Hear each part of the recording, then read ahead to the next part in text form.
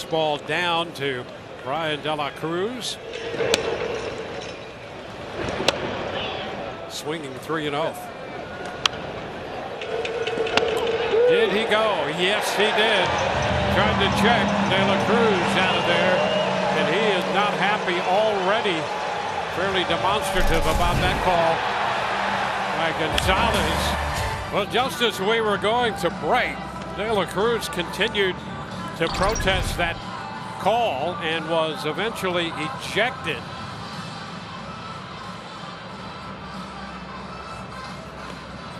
De La Cruz ejected by the plate umpire, John Libka. So the Marlins will have to find another center fielder. Don Mattingly out pleading his case, but boy, that was a strong objection by De La Cruz on the determination that he had offered at that pitch on the check swing attempt.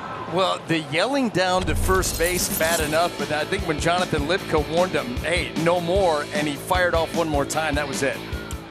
This is a game management conundrum. It's one thing if the umpires let the player decide to fizzle out or continue going, but if the umpire decides to step in and warn, and then the person being warned fails to abide by the warning, the ejection becomes pretty automatic at that point. But if you're a fan of the team being ejected, all you see is the umpire step in and it looks like a baiting kind of ejection, when instead the umpire is just following the warning procedure as illustrated in the manual. So again, you either warn and you risk an ejection if the player responds negatively and decides to disregard the warning, or you don't warn and risk an ejection anyway because the player continues unabated. The big difference is if you do nothing, the criticism from your supervisor will be, why didn't you warn them to stop? So then we're back to where we started. The question is, did he go or not? Now, he's going to give you a different answer than really anybody else, but the first base umpire says he did, and that's what ignites De La Cruz. He's on his way down to first base, and he doesn't like it. But he's not actually ejected by the first base umpire. He's ejected by the home plate umpire, and I don't agree with this. That he warned him, and then De La Cruz did nothing to warrant being ejected in the last 2 seconds right there. I mean, you got to be kidding me.